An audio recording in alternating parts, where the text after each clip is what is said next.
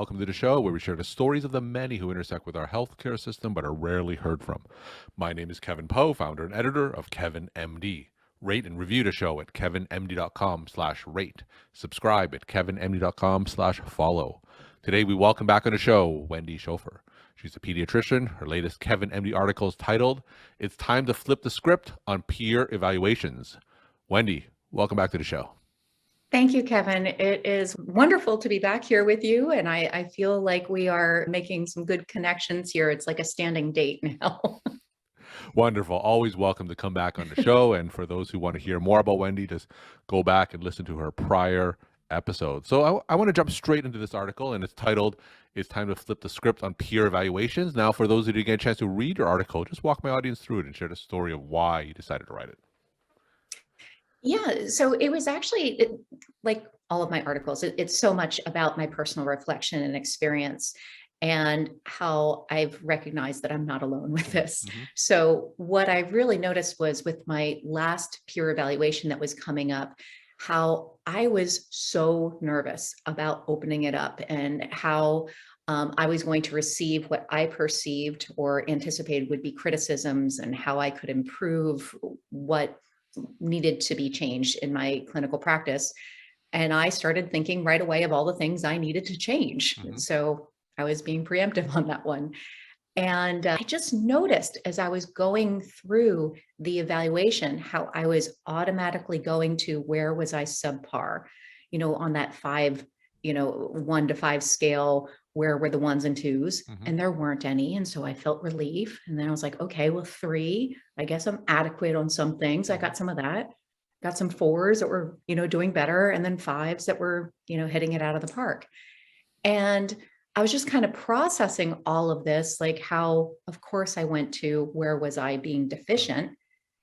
And then I got to the free text where my colleagues just were writing about whatever it is that they wanted.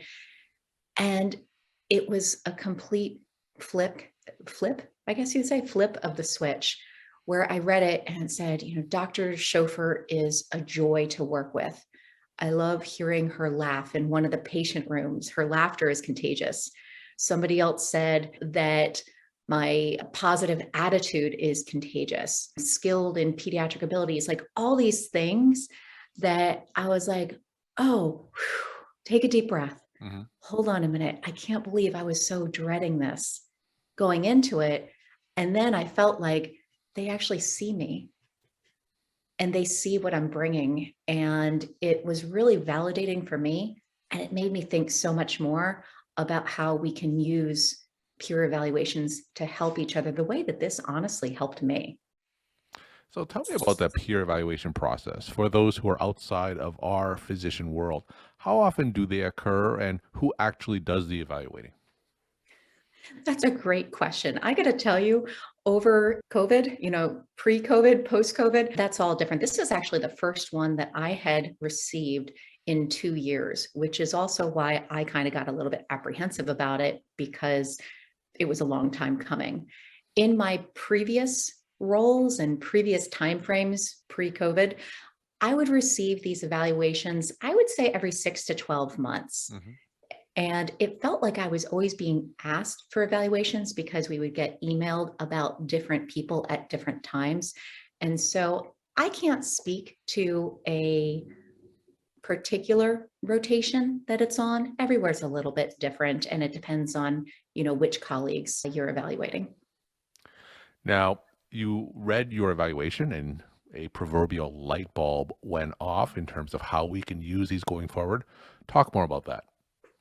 Yeah, well, so it's something that I realized that this kind of validated an approach that I've been taking over the past, I'd say, year or two, where I know what my weaknesses are. Mm-hmm. I've been trained to see them. As physicians, we're trained to find what's wrong and fix it. And I've always been looking at myself that way, how I can be better, faster, more proficient. But I started looking at my strengths. And it was really something where I have been actively working on truly working in that zone of genius, like where my strengths are. and kind of saying, you know what, if I'm working there, then my weaknesses are meaningless. Like it doesn't mean a thing if I'm in this zone where I'm doing what is most meaningful and the strength for me. And what this peer evaluation really did was it helped me see that that's not just something for me, it's where other people are seeing that too. It's impacting other people. And so I think that this is something that we should be doing across the board, helping others see their strengths, helping them work in that area where they are working to their strengths, because your strengths are different from my strengths, but together we complement each other and we can go that much further. So once you read that second part of your peer evaluation, which articulated your strengths, how did that change you as a physician, if it did? Oh, I can feel it right now. It's just so heartwarming. I mean, honestly, it's validating. Yep. It's validating in the midst of all this stuff where we're all questioning our role as physicians, our effectiveness as physicians, our future as physicians. This meant everything to me. I go to work every day with this approach, that the thought that nobody's coming to see me because they're having the best day. I work in pediatric urgent care. Mhm. They're not coming because it's the best day. There's something wrong.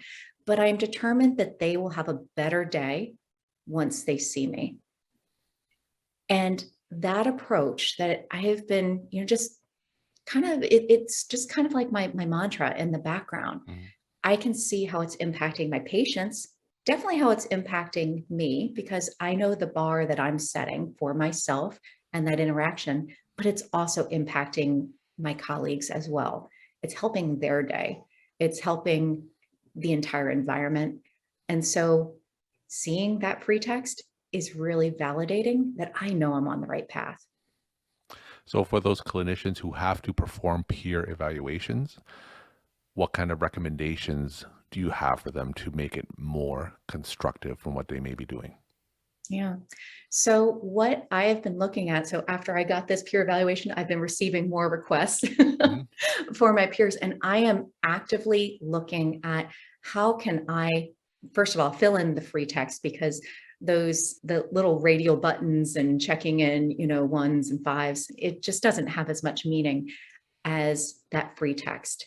And I am actively going to that section and really highlighting what it is that I see that each of my colleagues is bringing to the table, to the clinical environment, and how we're building each other up. It's looking at their strengths, because a lot of times people have challenges seeing their own strengths, but a lot of us can see it from the outside. And so I want to really validate them, what it is that I see, how they make my life better, easier, more fulfilled. And so commenting about dedication, Mm. commenting about their enthusiasm, commenting about steadfastness, about their clinical skills, like all the different things that they're bringing in. And as far as I'm concerned, I'm not the one for criticism. Who am I to criticize? I'm really here to build people up, because that's where we can really shine together.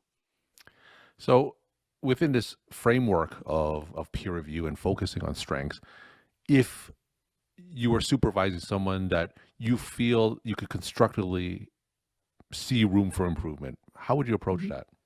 Yeah, absolutely. So it's something that I would first be having a conversation. Okay. Mhm. This is not something that I think is appropriate in a written evaluation type of form.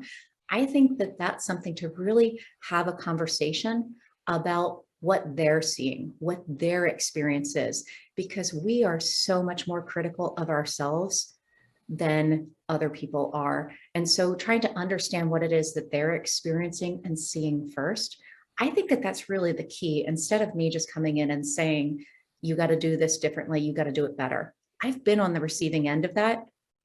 It didn't go very far. Mhm. It made me just question so much more about who I was being. The physician, I'm going back to, residency in particular, the feedback that I received back then, which I'm sure was intended with the best of intentions, Mhm. but it was not received that way.